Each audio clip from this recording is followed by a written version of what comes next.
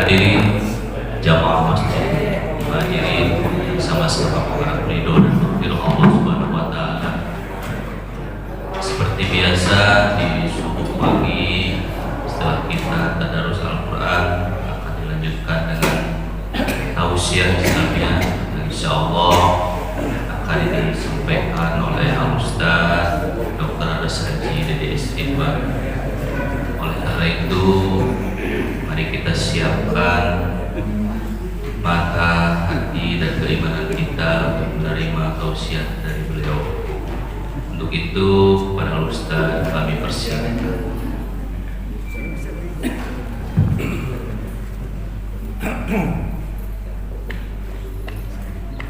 Assalamualaikum warahmatullahi wabarakatuh.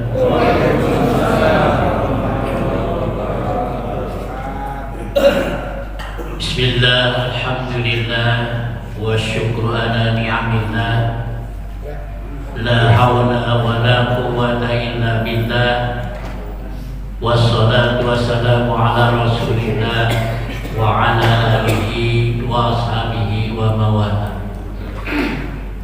Asyhadu an la ilaha illallah wahdahu la syarika lah, wa asyhadu anna sayyidana Muhammadan abduhu wa rasuluh la nabiyya ba'da. Allahumma fassalli wa sallim ala hadzal nabiyil karim wa ala alihi wa ashabihi ajmain. Amma ba'd. Yang terhormat pemirsa Al-Ustaz Haji Muhyiddin M. Adam selaku penasihat Dewan Kemakmuran Masjid Muhajirin. Yang terhormat Ustaz Bapak Haji Nuno Zakaria. Yang terhormat Bapak Ketua RW 13 dan jajarannya. Ayah RW.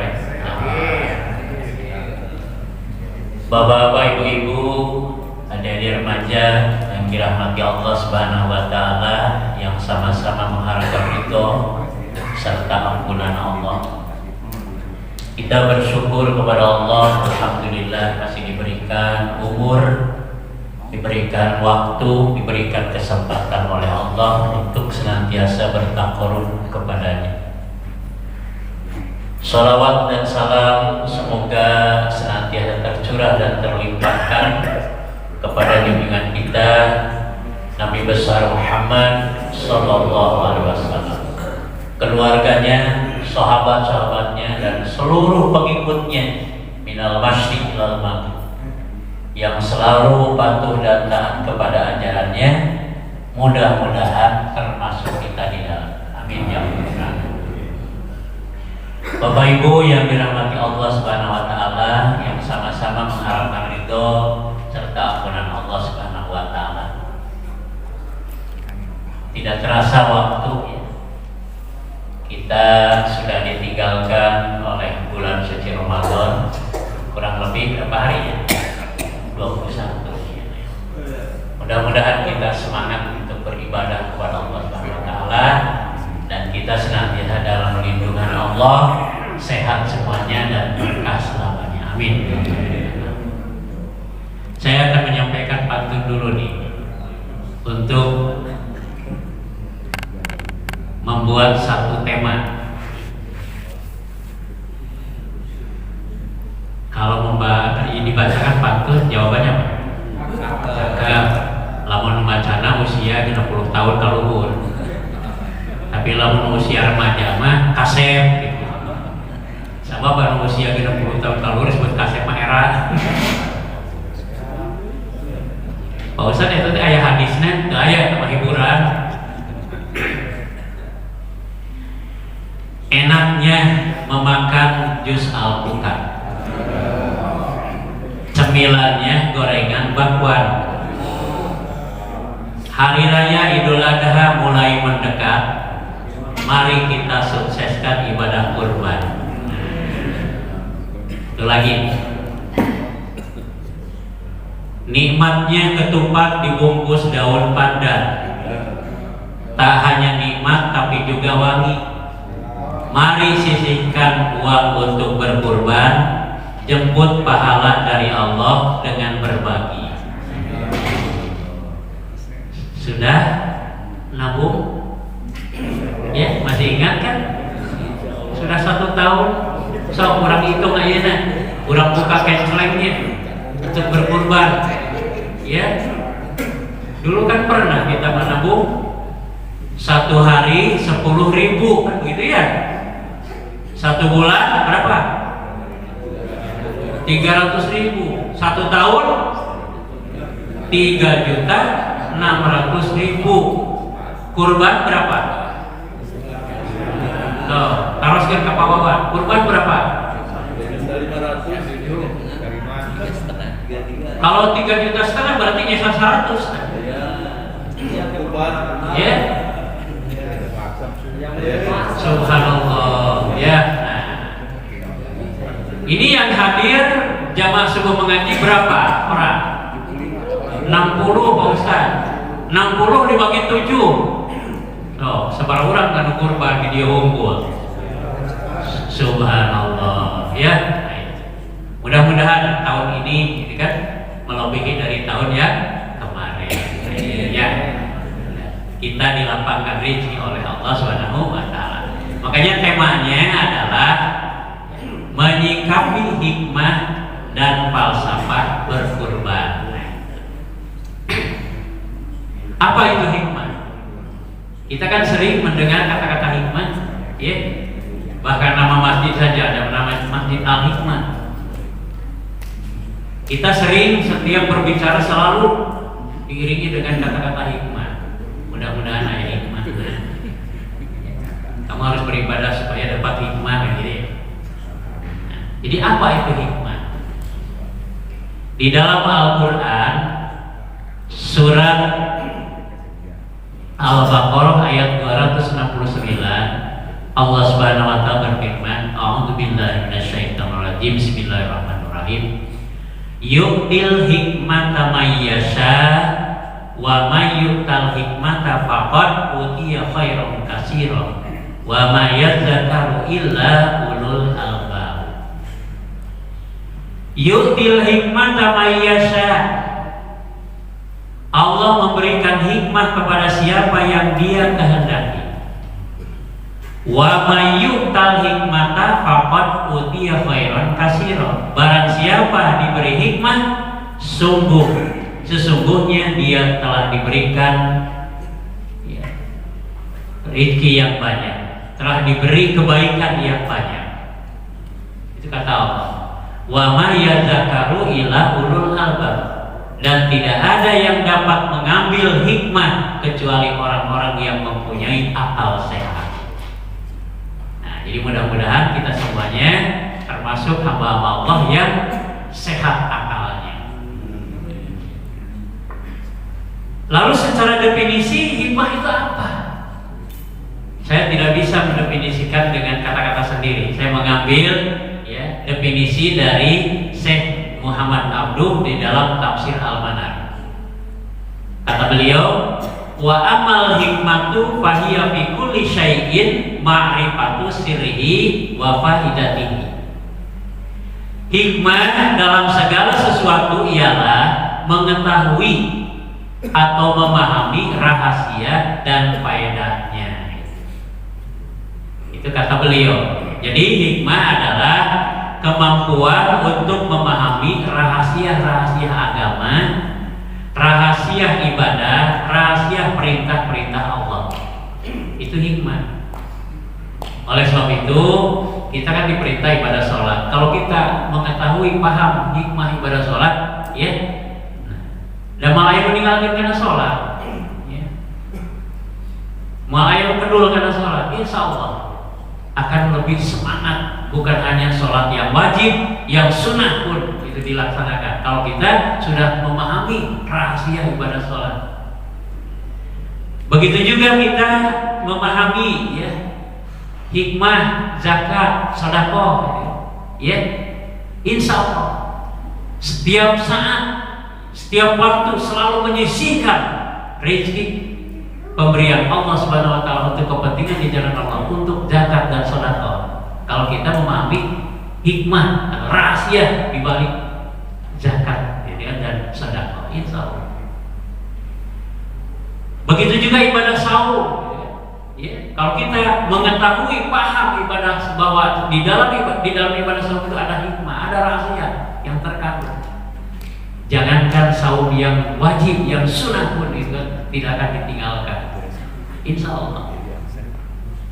Ya, tapi dah aktif di masjid dia, insya Allah gitu ya. Nah, rajin ibadah atau bujang-bujang wajib, sunnah gitu, boro-boro. Saya pausa dulu, masuk itu. Alhamdulillah. Begitu juga ibadah haji. Ibadah haji ada hikmahnya, gitu kan? Ada rahasianya. Nah, kalau kita tahu bahwa ibadah haji ada rahasia di balik itu, insya Allah ya, akan semangat, gitu kan? Berdoa kepada Allah dan menabung untuk melaksanakan ibadah haji. Kalau kayak ibadah kurban wae tadi nabung 10.000 itu kan setahun plus 3 juta berapa? 600 satu ekor domba. Nah ini orang misalnya kayak ibadah haji ya, cari ibadah haji ya. Nabung misalkan kayaknya 20.000 sehari. Kalau sebulan berapa? 20.000 sehari, sebulan berapa? 600. Kalau 1 tahun 7.200.000. Kalau 10 tahun 72 juta. Daftar ibadah haji berapa? 56 juta. Masih kena nyesa, subhanallah. 10 tahun nabung ngumpul, kakek berangkatnya 20 tahun gitu ya. Jadi 10 tahun kemudian berangkat. Ya. Usianya orang misalnya 30 tambah 20, berarti usia berangkatnya berapa? 80 tahun. Maka kalau yang nabung di muda kene dia tak ada remaja nabung dia aja nasab 20.000 sehari. Insya Allah. Kalau usia sekarang 20 tahun, berarti 20 tahun kemudian baru berangkat menunaikan ibadah haji 40 tahun. Kita bayangkan ya, usia orang misalnya 70 tahun yang ibadah haji misalnya nabung 70 tambah 20 seberapa? Duh kan, walau alam sama nanti. Ya, Bapak dan Ibu yang dirahmati Allah Subhanahu Wa Taala. Nah, jadi ibadah kurban juga ada rahasia, ya, yang harus kita pahami. Ada hikmahnya, makanya pembahasan pada hari ini adalah hikmah dan falsafah ibadah kurban. Apa itu hikmah? Paling tidak ada 4 hikmah ini ya. Satu, hikmah ibadah kurban adalah taqarrub ilallah, mendekatkan diri kepada Allah Subhanahu wa Ta'ala. Ya. Karena kita itu sadar ataupun tidak sadar, segala sesuatunya itu adalah terus diatur Allah. Ya. Rezeki kita sudah diatur, kesehatan kita sudah diatur, gitu kan? Hidup kita sudah diatur oleh Allah Subhanahu wa Ta'ala. Di dalam surat Al-An'am ya, ayat 162 Allah berfirman, A'udzubillahi minasyaitonirrajim. Bismillahirrahmanirrahim. Qul inna salati wa nusuki wa mahyaya wa mamati lillahi rabbil alamin. Katakanlah Muhammad, sesungguhnya ibadah salatku, ibadahku, hidupku dan matiku hanyalah untuk Allah, Tuhan sekalian alam. Jadi hidup kita itu adalah milik Allah. Jadi segala sesuatunya kita serahkan kepada Allah Subhanahu wa Ta'ala. Makanya hikmah ibadah kurban yang pertama dalam rangka mendekatkan diri kepada taqarrub kepada Allah Subhanahu wa Ta'ala. Yang kedua, mahabbatulillah. Hikmah ibadah kurban yang kedua adalah dalam rangka cinta kepada Allah. Bukan hanya geresel beli domba, geresel di masjid. Ya, setiap tahun beli domba, beli sapi, gereja ribet. Bukan hanya itu. Dalam rangka cinta kepada Allah. Dan cinta kepada Allah melebihi cinta segala-galanya. Dalam sebuah hadis yang diriwayatkan oleh Imam Bukhari dan Imam Muslim, Rasulullah bersabda, "La yu'minu ahadukum hatta yakuna Allah wa rasuluhu ahabba ilaihi mimma siwahuma." Tidaklah beriman seseorang kamu hingga ia mencintai Allah dan Rasul-Nya lebih dari mencintai yang lainnya. Ya. Jadi cinta kepada Allah segala-galanya. Bukan berarti kita tidak mencintai yang lain. Kita mencintai istri Allah.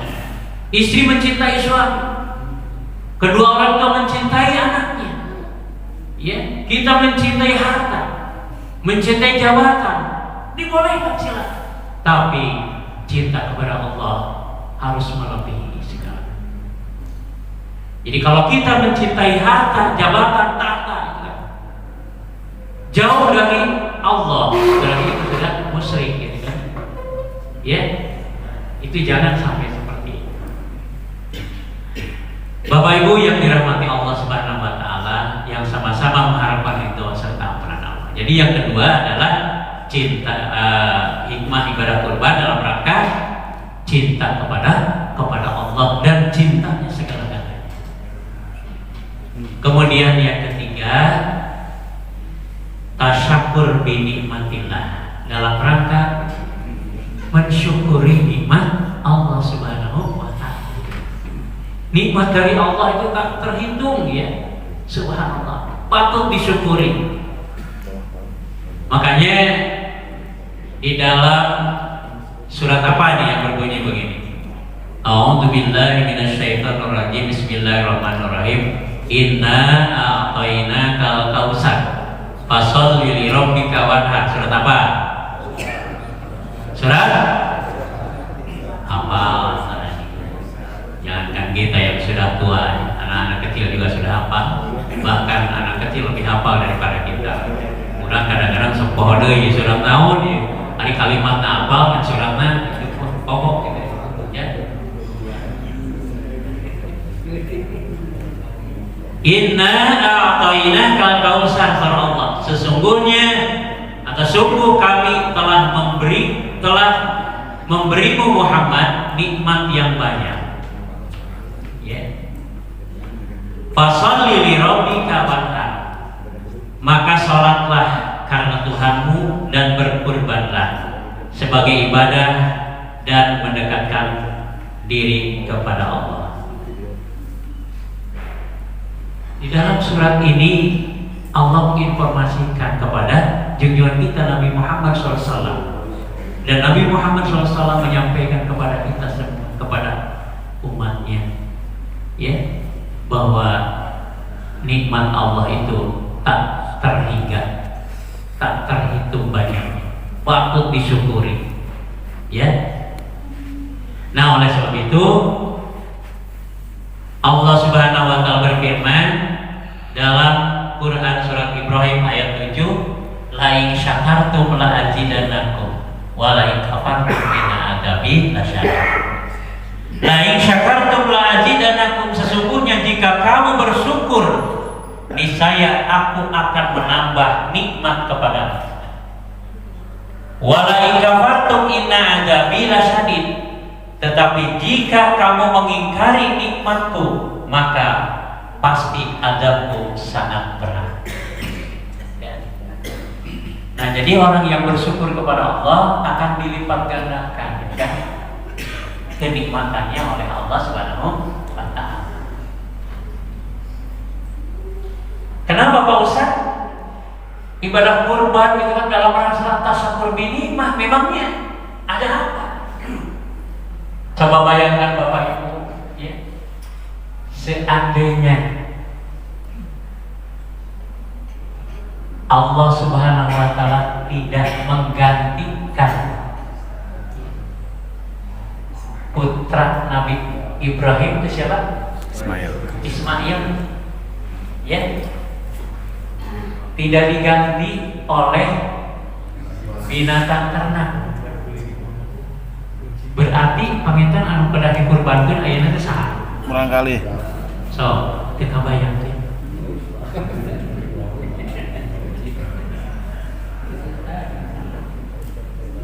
Bapak dan Ibu mendekati Idul Adha pasti akan menangis setiap waktu. Aduh, asa tetenang di hati teh. Mah, asa tetenang mah hati teh. Nya sami bah mama oge. Anak urang rek dipencit ke tanggal 10 Juli nya. Ya. Begitu juga anak kita. Kalau anak kita yang soleh gitu kan, ya, tidak akan tenang gitu kan, akan menghadapi detik-detik Idul Adha.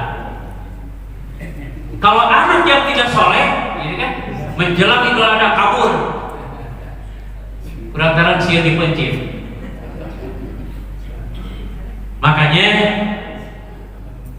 Allah Subhanahu wa taala memaparkan itu kan dalam Al-Qur'an surat As-Saffat surat ke-37 ayat 102. Akan saya bacakan nih. A'udzu billahi minasyaitonir rajim. Bismillahirrahmanirrahim. Falamma balagha ma'ahu sa'ya qala ya bunayya inni ara fil manam anni adbahuka fandur madza tara qala ya abati al matumman satajiduni insyaallahu minas sabirin. Yang artinya begini, falamma balagha ma'ahu sa'ya, maka ketika anak itu sampai pada umur sanggup berusaha bersamanya, maksudnya Ismail, karena Nabi Ismail ya sejak dilahirkan, kemudian Nabi Ibrahim ayahnya ditugaskan oleh Allah meninggalkan keluarga. Kalau kita bayangkan Ismail ditinggalkan oleh ayahnya sejak lahir ya sampai usia kurang lebih, kalau di zaman sekarang itu adalah usia 5 tahun atau 7 tahun atau 6 tahun ya. Sejak kecil diasuh oleh ibunya Siti Hajar ya. Diasuh, tempat mengasuh Ismail sekarang kan dipakai untuk melaksanakan tawaf, yaitu disebut Hijir Ismail itu ya. Nah, Nabi Ismail kan sejak kecil tuh bertanya-tanya ini. Kalau dalam bahasa orang begini, wahai ibu, saya sudah rindu ingin bertemu dengan ayah, saya sudah rindu ingin bertemu dengan ayah. Terus saja Nabi.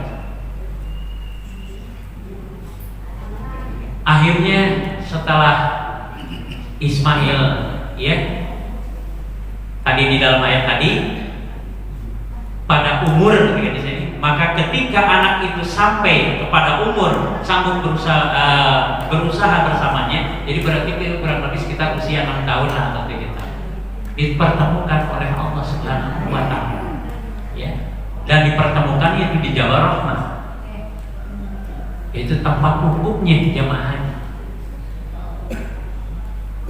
Lalu kalimat berikutnya qala ya bunayya ini arafil manam. Nabi Ibrahim berkata, wahai anakku, sungguh aku melihat dalam tidurku, atau dalam mimpiku maksudnya. Ani adbahuka fandur madza tara, bahwa aku menyembelihmu, maka pikirkanlah bagaimana pendapatmu. Ya. Sudah dipertemukan oleh Allah,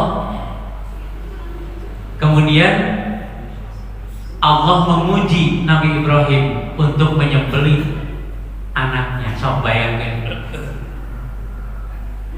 misalkan orang tidak bertemu ya karena tugas, tidak bertemu dengan istri, tidak bertemu dengan anak.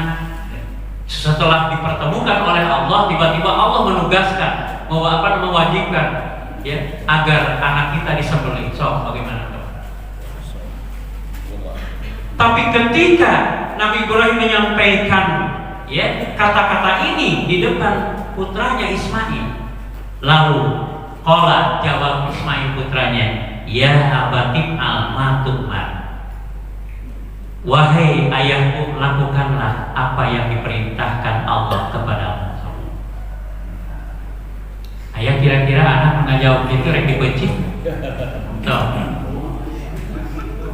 Kira-kira tuh. Ya.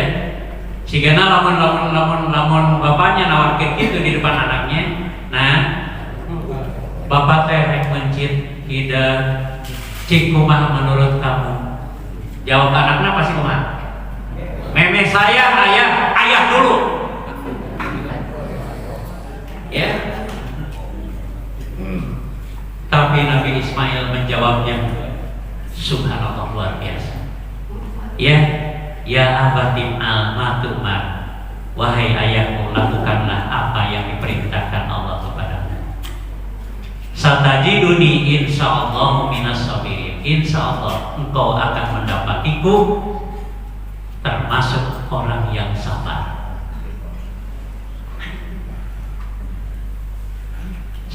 Teka bayangkeun lamun Nabi Ismail disembelih oleh ayahnya, diganti oleh Allah, sok ayeuna bayangkeun ku urang sadaya.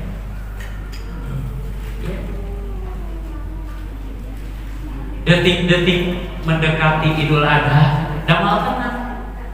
Walaupun kita punya uang banyak itu disimpan di bank, tetapi yang tak pikirkan anak orang rek dibenci. Leung nu boga anakna misalkan aya kana 12-nya misalkan ya dipencit setiap tahun. Ini punya anak tunggal ngan hiji-hijina dipencit tahun aya bayangkeun. Ya.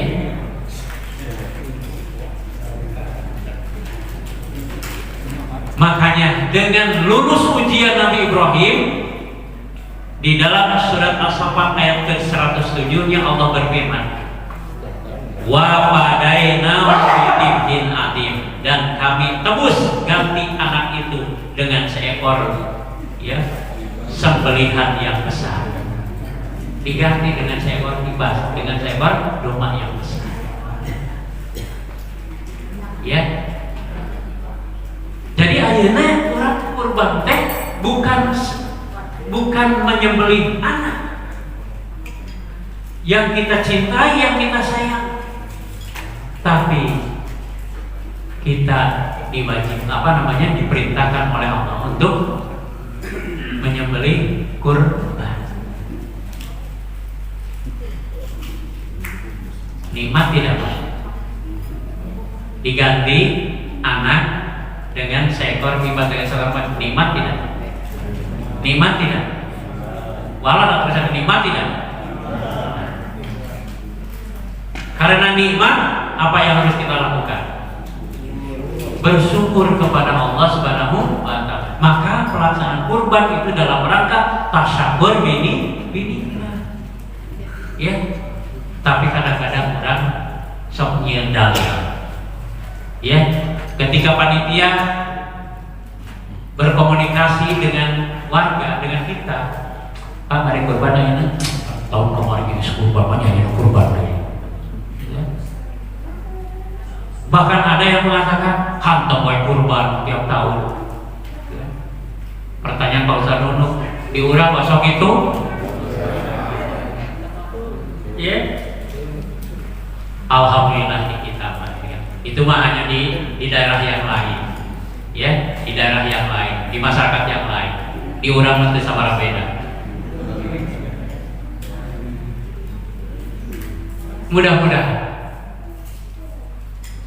dengan rasa syukur kita kepada Allah Subhanahu wa Ta'ala, gitu kan, kita diberikan kemampuan untuk menyisihkan sebahagian rezeki untuk kepentingan di jalan Allah. Makanya dengan menabung, insya Allah, dulu kan pernah tahu berapa itu Pak Ustaz, ya, nabung gitu kan, ya, karena ada yang apa namanya, yang menangani, yang koordinirnya itu, ya, remaja tahun berapa itu?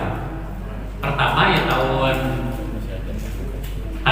90 berapa? Tahun 95 gitu ya, Ikatan Remaja pertama yang mengkoordinir ibadah kurban, sehingga setiap warga itu di tagihan gitu ya. Ada yang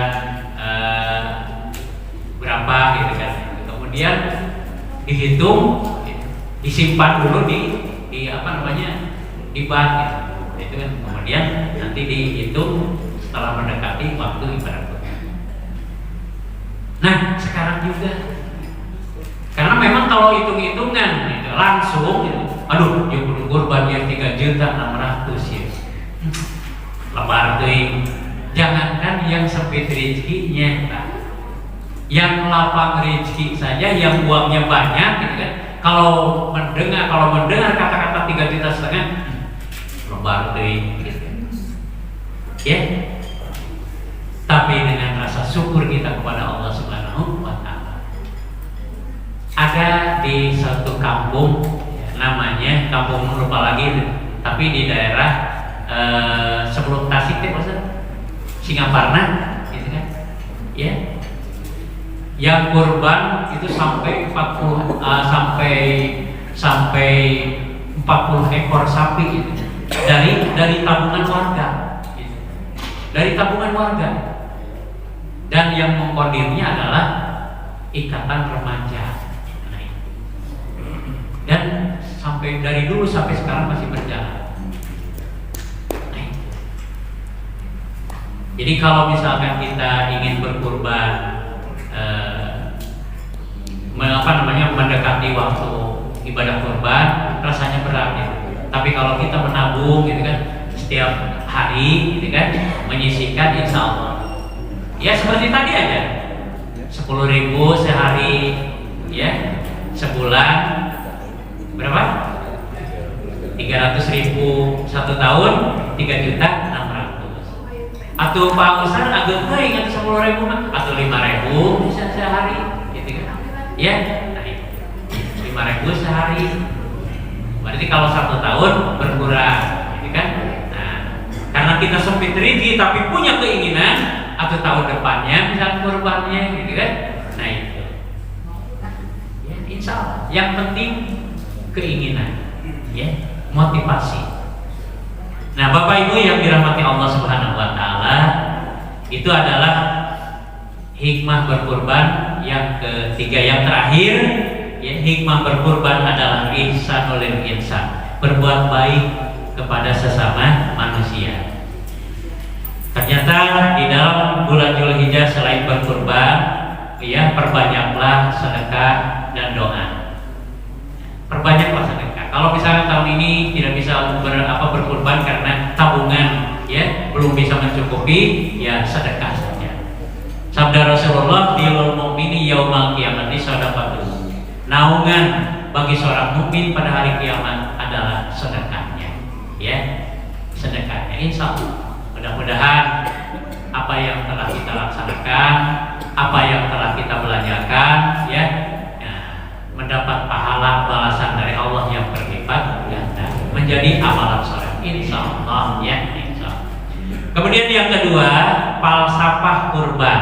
Kalau tadi hikmah kurban, nah, falsafah kurban yaitu salah satu diantaranya membuang sifat-sifat binatang, sifat-sifat hewan pada diri manusia, pada diri kita. Jadi pada diri kita itu ada sifat-sifat hewan, ya. Apa itu sifat-sifat hewan yang kita rasakan atau sadar ataupun tidak sadar? Yang pertama, sifat isrof. Apa itu isrof? Serakah terhadap harta, jabatan, itu sifat binatang. Ya. Yang kedua, sifat goflah. Apa itu goflah? Lalai terhadap dia tugas-tugas dari Allah. Sifat lalai, goflah, ya. Kalau dalam bahasa Garut mah gaplah.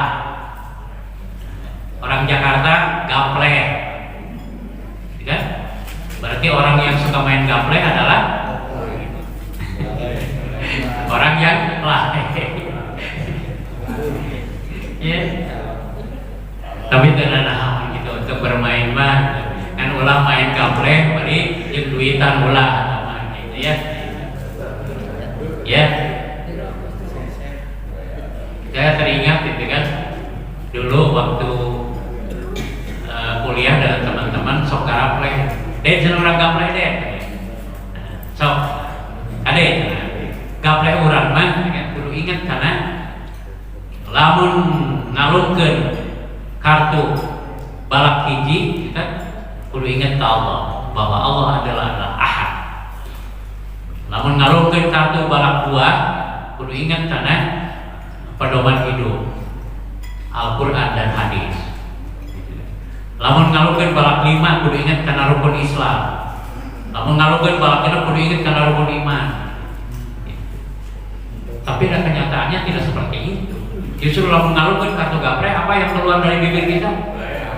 Modal sia kan gitunya. Paeh sia. Mata negara gapleh mah itu kan doanya dikabulkeun maramot. Ya, kadeknya tok kitanya.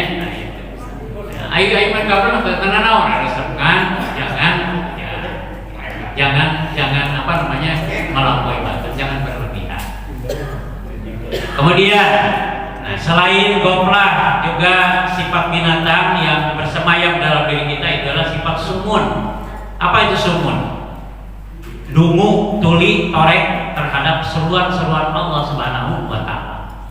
Lamun berkumandang suara adzan gitu kan masih nongkrong di dalam TV berarti sifat sumun itu bersemayam. Ya. Maka di rumah lamun sakumaha urang misalkan keur nonton sepak bola rame-ramena berkumandang suara adzan alhamdulillah pareman. Ya, tapi ada kenyataan tidak seperti itu. Dina rapat wae gitu kan, lamun terdengar suara adzan, cek pimpinan rapat teh, Bapak Ibu rapat dipending dulu sebentar ya. Nah, itu nanti kita lanjutkan. Begitu selesai adzan, mari rapat lanjutkan kembali. Lain sarona itu kenyataan. Ya. Seharusnya mari kita sholat berjamaah bersama-sama. Setelah selesai sholat kita lanjutkan kembali rapat. Harusnya gitu. Kemudian yang terakhir adalah sifat umyun. Apa umyun? Yaitu buta. Buta terhadap aturan-aturan Allah, terhadap hukum Allah, terhadap undang-undang Allah. Bersemayam itu sifat binatang ada dalam diri kita. Mudah-mudahan ya sifat-sifat yang disebutkan tadi kita terhindar, dijauhkan oleh Allah Subhanahu wa Ta'ala. Tetap kita dijadikan oleh Allah sebagai seorang muttaqin, ya, orang yang bertakwa. Mudah-mudahan apa yang disampaikan bermanfaat bagi kita semuanya. Terima kasih atas perhatiannya. Mohon maaf atas segala kekurangannya. Marilah kita berdoa kepada Allah Subhanahu wa Ta'ala. A'udzubillahi minasyaitonirrajim. Bismillahirrahmanirrahim. Allahumma shalli ala sayyidina Muhammad wa ala alihi washabihi ajmain. Allahumma ighfir lil mu'minina wal mu'minat wal muslimina wal muslimat al ahya'i minhum wal amwat innaka sami'un qaribun mujibud da'wat wa qadil hajat bi rahmatika ya arhamar rahimin. Allahumma ansurna fa innaka khairun nasirin waftah lana fa innaka khairul fatihin warhamna fa innaka khairur rahimin warzuqna fa innaka khairur raziqin waghfir lana fa innaka khairul ghafirin wahdina wa nazzina minal qaumiz zalimin. Rabbana arinal haqqa haqqan warzuqna tiba'an wa arinal batila batila warzuqna tinaba.